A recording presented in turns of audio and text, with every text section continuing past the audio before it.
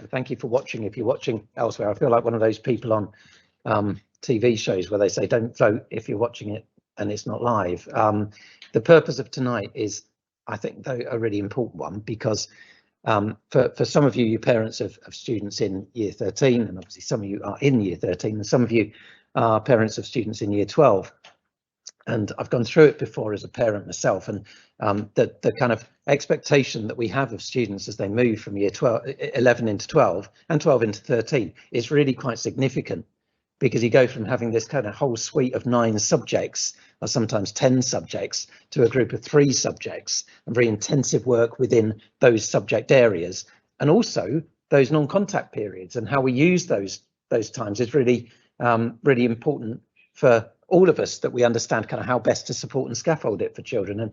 And I know that I found as a parent that was quite a difficult leap to make. And over the course of 7 schools and 30 years of teaching, I've seen some students respond better than others to that process. So the purpose tonight is to take you through primarily that process, to understand kind of how it's different in the sixth form to how it is in the lower school, to get you ready for whether it's final exams at the end of year 13 or exams during year 12, and the changes that those things bring. And you'll see on the screen here a group of potentially some of your own children and some of the children in year 13 last year as they got their results. And it does happen really quickly, doesn't it? And you know, as parents, that you move, and you know, my kids are 20 and 23, and in my head I'm still 20 or 23, and you know, that change kind of happens without you realizing it.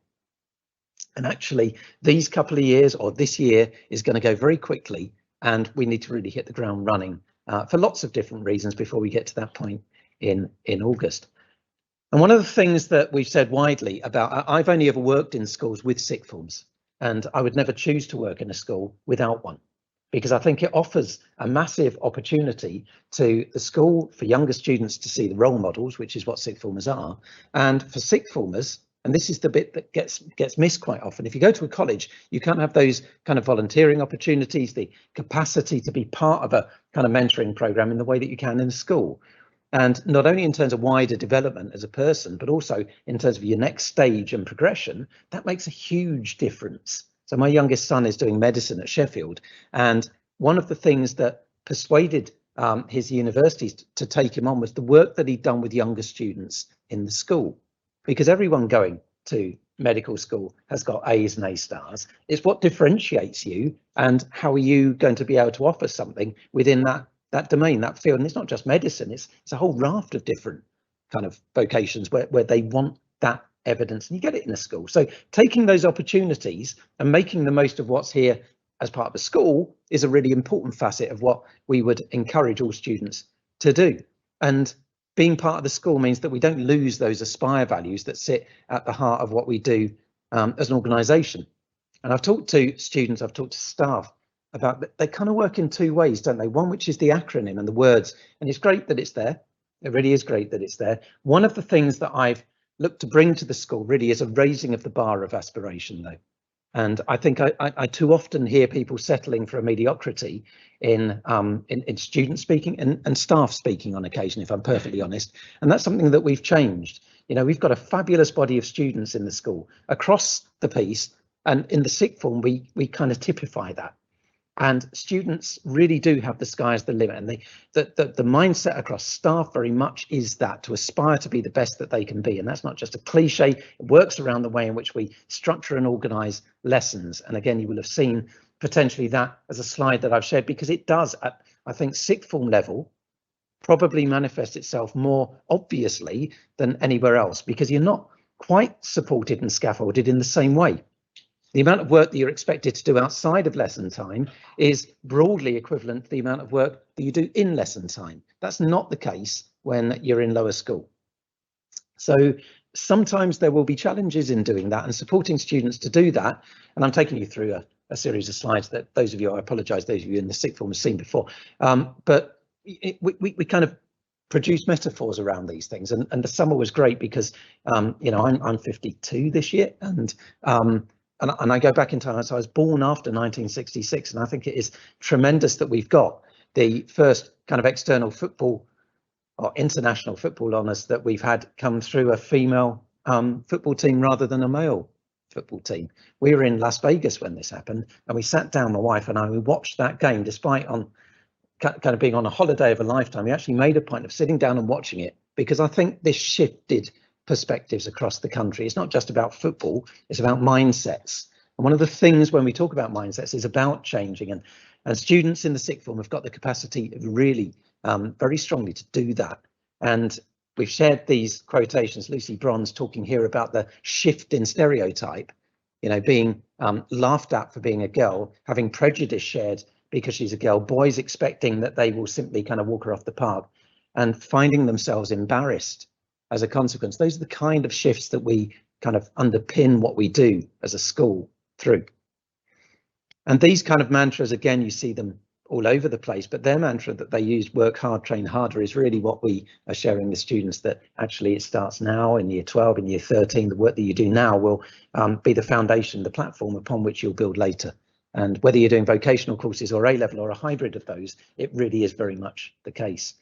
And again, the resilience, those squiggly lines that kind of sometimes going backwards before you go forwards, you'll remember as parents, your children learning to swim or to ride a bike and falling off or sinking and saying they can't do it. And we do talk about can't do it yet. And the kind of resilience that you show there, the resourcefulness, is slightly different post 16, because you do have to work around things in a different way. You won't always have quite the same support because it's not always in the lesson. And when we talk about the Aspire values, that one, I've used that. I don't use many of these. And I know that you will hear lots of people in lots of forums talking about different things. That one has always stuck with me for 30 years, because actually I remember several occasions, and I quote them back actually as students that are no longer students and adults now. I can remember students who've come to me and said, I'm really disappointed to have got a grade 8. I really wanted that grade 9. And I know that that student actually has done really well to get to an 8. And actually under different circumstances may have got a 7 or a 6, and that works at A-level in the same way. Really disappointed to have an A. I wanted an A star. And actually that student may well, in a different context, have got a B or even a C. And it is about us pitching lessons and expectations at the highest possible level. And that really is what underpins what we do, particularly post 16. And it's a mindset we want students to adopt as well. And one that as parents, I would ask you to support us in looking to achieve. It doesn't mean that you fail if you don't get to that top grade. It means that you're looking to get there. And the mindset and all the evidence, and there is a lot of research evidence around this, says very clearly that that is the key to success. Knowing all of the criteria to get there, knowing how to do it. You can't just say I want to do it and then not have the resources to get there, but that really does underpin success. And similarly, these are documented and displayed all around the school. One of the things that used to wind up my children, particularly my youngest son, was when people said, you're just really lucky, you're just gifted, you know, you're just really good at work. And he's not. He has always worked so hard. He's doing medicine at university. He works about 10 to 12 hours every single day. And that's the reason that he's in the position that he is. And the students that I've seen who have succeeded are unilaterally in that position. And it isn't about working 10 to 12 hours necessarily, but it is about working hard, working smart. And one of those working smart things is about organisation, being organised, not just having one great big lever arch folder in which you've got all of your notes from all of your subjects that you'll organise at some nebulous point in the future. And again, that's one of the things that as a school we're tight on. We'll look at folders, we'll check them, but as students we would want students to organise themselves regularly rather than leaving it until, you know, later on in the process, because it can take then so long. And I talk about this butterfly effect, and you may have heard me talk about it before, but I don't apologise for it. I'm really interested. I've always been kind of mesmerised by the idea of kind of parallel universes. What would happen if you hadn't done this or that? In the early 1980s, I was due to go to Harrods. I come from London originally. We were due to go to Harrods to the Harrods store, and I was going to go and buy some Harrods golf tees. I can remember it really clearly. I couldn't afford anything else at the time. We were going to go there, and it was the day of the IRA bombing, and I was ill that day. I was sick, and we couldn't go. And it's just resonated with me. I couldn't have controlled the variables there. Had I not been unwell, we would have been there at that very moment that bomb had gone off, and we weren't. And ever since that point, I've always thought tiny things change the future in those immeasurable ways. And single decisions, you never know that you make the right decisions, do you? Really? You know, when you've done something right and it leads to success, you never quite know those little things that you've done right. You do know the things that you've done wrong, and we beat ourselves up about those all the time.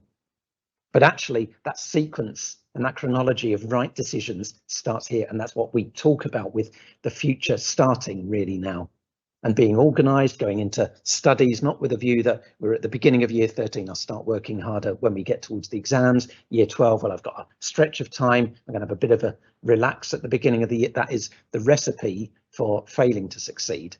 Really, it is about being organised and driving forward from the point that you begin. The sixth form is an academic sixth form. The students who've got here have got here by rights, and they've done very, very well, whether as part of centre assessed grades in year 13 or external GCSEs last year. The platform is right. We've got small class sizes generally, and we've got very competent subject specialists as teachers. We know that in other organisations, some of the infrastructure, the buildings might look to have a wow factor, but actually we know from student experiences elsewhere, they don't get that personal touch that you do here.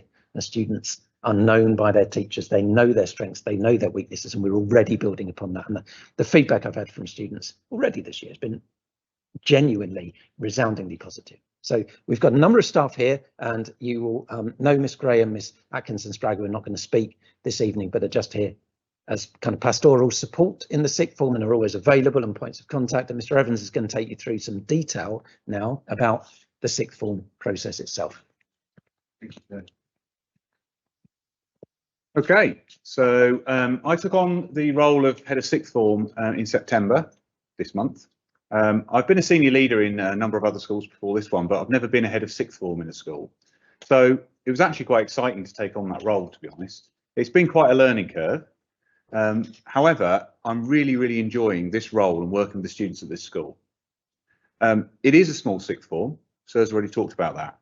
Actually, that has all sorts of advantages. I can get to know each and every student individually, and that really matters, because if you're going to support students effectively, you do need to know them. There are big sixth forms like Scarborough Sixth Form, for example, White College and things. When you've got 300, 400 students in the sixth form, can you really get to know each of those students individually and support them individually? I suppose you could, but it's an incredibly challenging role to do that. Here, we can. I can absolutely guarantee that happens. And myself and the team work incredibly hard to make that happen. I, like many of you, grew up playing with Lego. The year 12s and 13s would have seen this slide before. I just love this slide because it's so simple. The Lego bricks are so simple. However, they can be whatever you want them to be. You can imagine what they might be and they can turn into it. It's all to do with the imagination. I don't like those big Lego sets where you get huge, great, thick kind of books that tell you how to put it all together. I'd rather just chuck that away and put it together how I want to put it together. It's much more fun. You are, students here are putting themselves together now, ready for the future. Now, some students may have an end point, a shape they want to be in 2, 3, 4, 10 years' time. Some may not. That's okay, because people change and evolve, particularly at this time in their lives. But what we've got to do is support that change and open as many doors as possible to try and increase the potential for those students. And that really is the key to my job. We expect students to make a contribution, take opportunities, embrace differences and develop relationships with other students, not just in the sixth form, but across the school. Sixth formers at this school are role models for the other students in 7 to 11. We really value that. Students do their lessons in different parts of the school. They're not just in the sixth form. And we think that's important because the younger students will then aspire to be sixth formers themselves. They'll see how the sixth formers conduct themselves and model themselves on that. And that's what we hope will happen and is happening. We do insist on high attendance, clearly. 96% attendance is what we aim for. Under 90% is persistently absent, according to government guidelines, and that very significantly reduces the chances of the students achieving their grades, or the grades they need to move on to the next stage, or the grades they should be aspiring to. Sir talked about people aspiring to mediocrity. We can't have that. Lessons only happen once live. You need to be there to experience that. Sometimes you will miss lessons for genuine reasons, illness and things. There is absolutely a need, however, to catch up with that learning, because that's a gap in learning that will potentially come back to bite students if they don't take that seriously. But being in lessons as often as they possibly can be really does make a significant difference. Students who are persistently absent are 3 times less likely to achieve their target grades than those with 96% attendance. We do track attendance and we do make phone calls for students who have a day off for whatever reason, and we haven't had a phone call from parents, simply because we need to know where they are, what they're doing, just for safeguarding grounds, but also what we need to do to catch them up. Speaking of safeguarding, students need to wear lanyards on site. The students know this, and we do need a phone call from a parent or carer if there is an absence, with a reason so that we can log that and make sure that that everything is absolutely as it should be. We don't expect students to book driving lessons or do part-time work during school hours. That's absolutely not what we expect. They do have time that is not allocated to enrichment or lessons or private study. That can be used for things like driving lessons and things. However, you must really be careful about part-time work because it can put extra pressure on students at a key time. A-levels are hard exams. This step change between GCSE and A-level is very significant and is a stepping stone to university and should be taken very seriously. Some students, they need to weigh up that, is it worth me earning a few quid on an evening to, you know, to buy this and that and the other, or is it better that I dedicate myself to the studies and reap the benefit later on as a career choice? I'll talk a bit more about that later. Now we have a sixth form library over in our bespoke sixth form building. We're very lucky to have that area, and that is for learning. There's a sixth form diner downstairs, and that's more for socialising and going at break time and things. And my office is straight there, so I can see what they're doing, whether they're playing games and stuff when they're supposed to be learning in the sixth form library. Registers are taken every single private study lesson, every single lesson, and every single mentor time to make sure students are where they're supposed to be. It just comes back to the idea we're not spying on students. What we're doing is ensuring that they are using their time as effectively as they possibly can, because we do not want students on results day opening their envelopes and ending up with a grade that they're disappointed with, because that grade will stick with those students for the rest of their life. This is an example of a timetable that a student would have on Insight. So you'll be able to see this on Insight, obviously, if you've logged in. What we can see there is we've got the lesson history, and then we've got 2 private study lessons. Those private study lessons are in the library, and the register is taken by Miss Atkinson Spragg to make sure they are there. Then we have another history and then a politics lesson there, for example. On the Wednesday, you'll notice there are 2 hours of enrichment. This is compulsory, and this is things that are beyond the actual taught syllabus of A-level. These are things that will enrich their experience and hopefully broaden the student out and hopefully help them inform their next step after they finish Norton Sixth Form. I'll talk more about that in a moment. This is a sixth form diner. It's quite a nice space. It's big, it's airy, it's got some doors to the outside as well, and there is a really nice outside space too, where students can sit, particularly in the summertime. It's really, really popular. This is the sixth form library. You can see it's quite different. It's more formal arrangements, tables, computers at the back, a big screen, and there's lots and lots of books, textbooks to support student learning and so on. Students are expected for most of their courses to have their own textbooks, because work will be set that they will have to do at home and they will need the textbook to do that. Sometimes we'll set work through email, sometimes through Teams, but the expectation is they should have a textbook that they've bought themselves. Okay.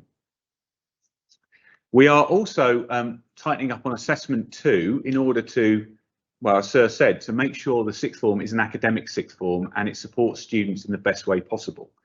And I'm going to introduce something called Assessment Centre, which is where students, and the students already know this because I've explained it to them, during their private study periods, there will be allocated time where we'll have to carry out an assessment each fortnight for each teacher.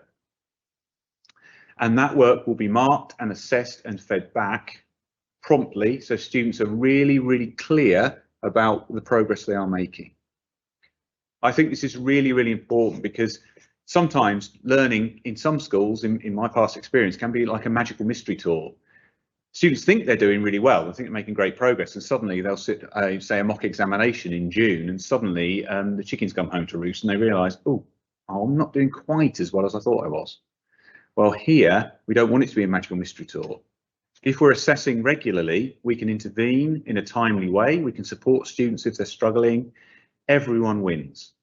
So that's why we're bringing this in, and I'll be explaining it more to the students and making this available on their timetable. So on Insight, you'll be able to see when those study periods are, when the assessment centre periods are. Okay.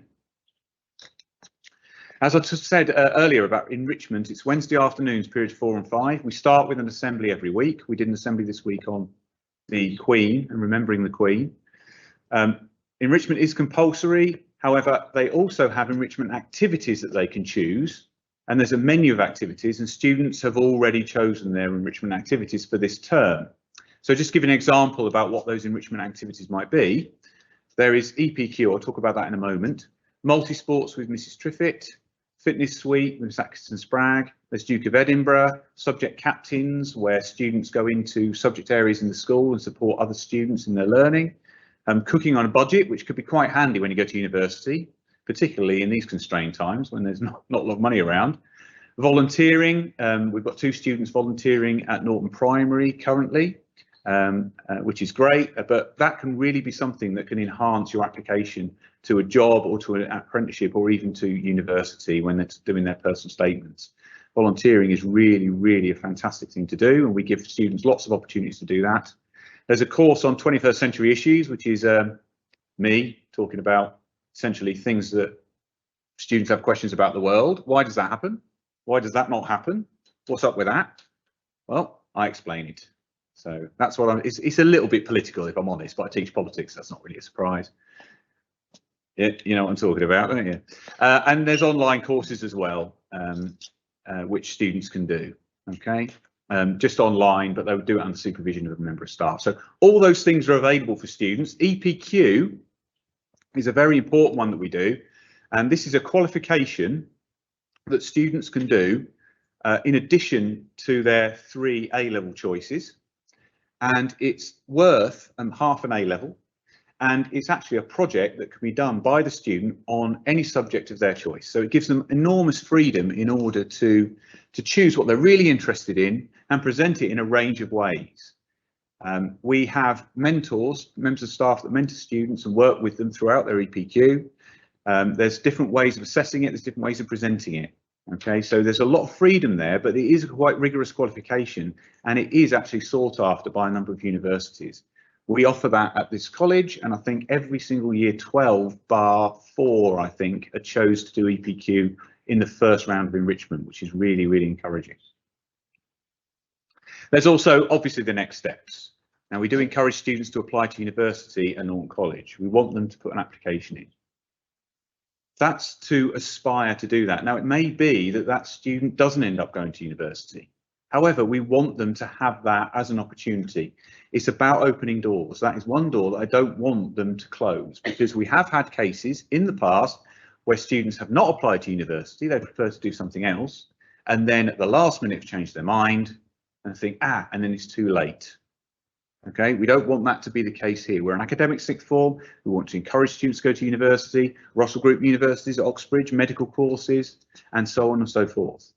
So UCAS is self-administered. The students have their own login. They work it along themselves, but we do guide and support them in getting the information onto there in a timely way. And we also support them to do their personal statements to make sure that they've got the very, very best chance of getting into the university of choice and getting into their course of choice.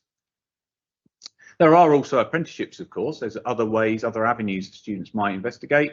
We're really lucky in sixth form that we have Miss Medley, who works down there as well, and she's our careers advisor based in the sixth form, so students can make use of her advice and guidance pretty much any time if they make an appointment.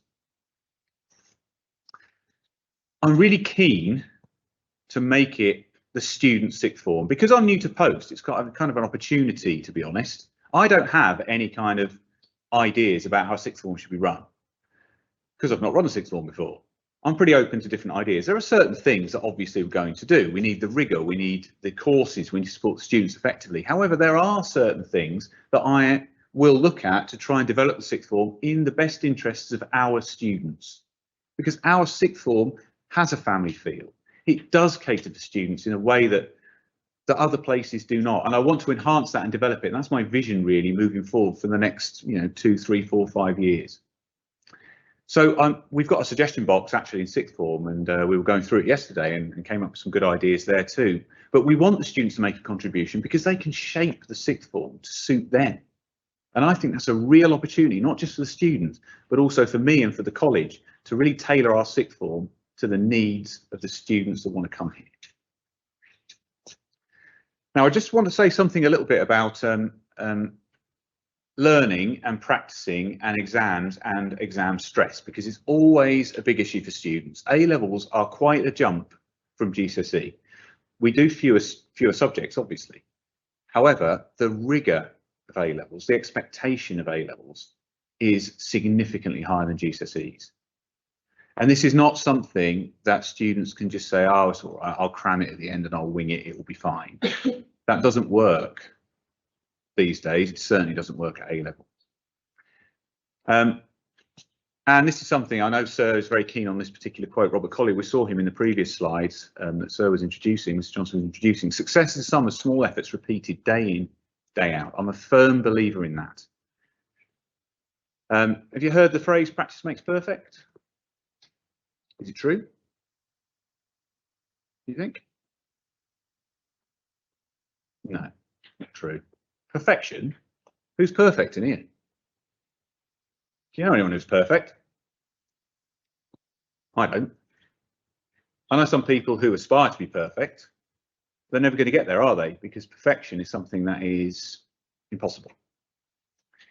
I was watching the Commonwealth Games, and a commentator on there was actually saying that is actually not, it didn't underpin their practice at all. They were a gold medalist at diving.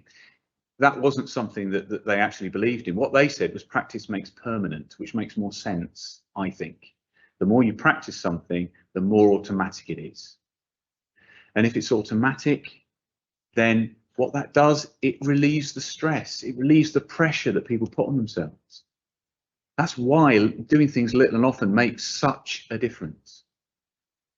Now, I just want to show you a short video on how we learn, because I think it really does exemplify the point that practice makes it permanent.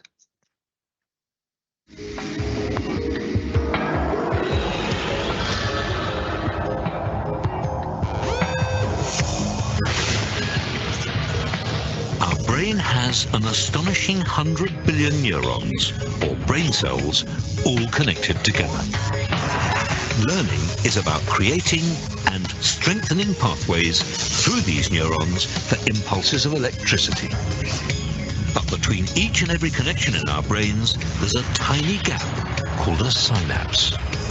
For any of us to learn something new, the electrical signal has to jump across this gap to continue its journey.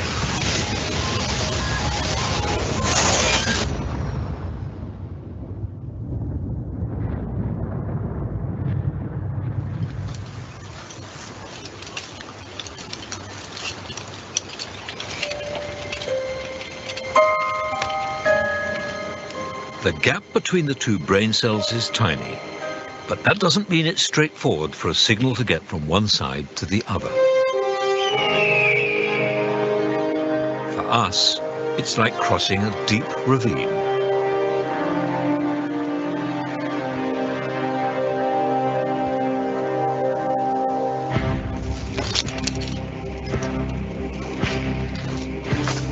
And getting from one side to the other should tell us something about the way we learn. The first time a signal crosses from one brain cell to the other demands the most effort, and it's the same when we cross our ravine. The first trip across is the hardest.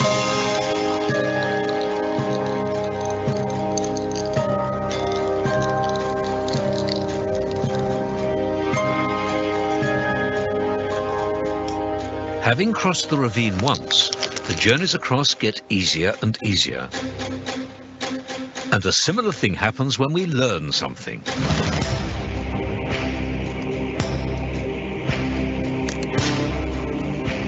To start with, learning is difficult.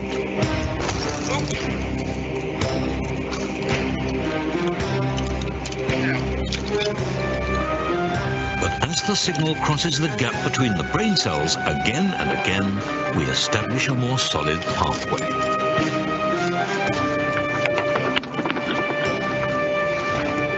Sorry about that.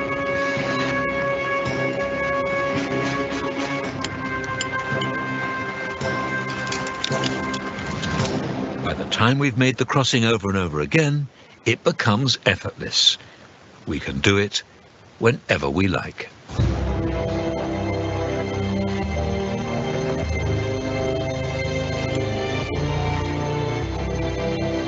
We finally learned something. Okay, so that's how we learn. Practice makes permanent. Little and often, those marginal gains talked about earlier. So there's a lot of pressure in sixth form. In learning A levels, there's a lot of pressure in life in general, having a job. There's lots of pressure that we will experience in our lives. But what makes us feel pressure? Well, we do actually have control over the things that make us feel pressure. And we can limit that pressure by having good routines, being organised and prepared. Okay? If we prepare poorly and last minute, if we have competition with others, if we anticipate how difficult the assessment will be and start telling ourselves how difficult it is, having high expectations of yourself to the point of being unrealistic and perceiving pressures from others, parents and possibly teachers, these things can put pressure on you. But actually, pressure is something that is generated by you. It's not external. It's in here. It's in your heads. So how do we deal with that? We follow Robert Winston's ideas there. We prepare, we practice. It reduces pressure. We don't put everything to the last minute and hope for the best. And that's the key to success. The most important concept is knowing it's not something that happens to us. It's manufactured by our own thinking. So what can be done? We attend every lesson. We don't miss. We don't have gaps in our knowledge. We use our private study effectively. We move your phone away from you when you are working at home. You sleep and eat properly and be organised and set goals, links to reward. That's the advice I give to students to learn. Now, phones. They are troublesome sometimes, aren't they? But people can't live without them, can they? But they can be fantastically positive influences. They can also be fantastically difficult and can get in the way of learning. Students check their phone every 8.6 minutes on average.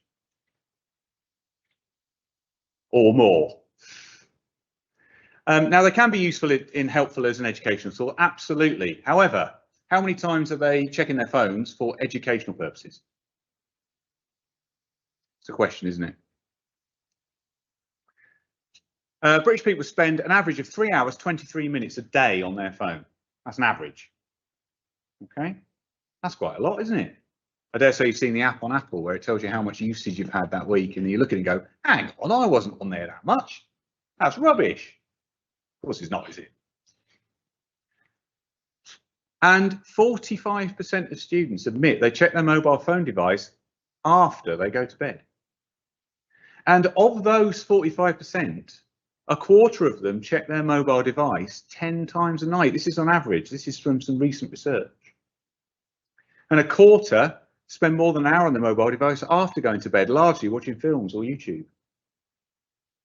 Now, I don't need to tell you that doing that, disrupting your sleep patterns, is bad enough.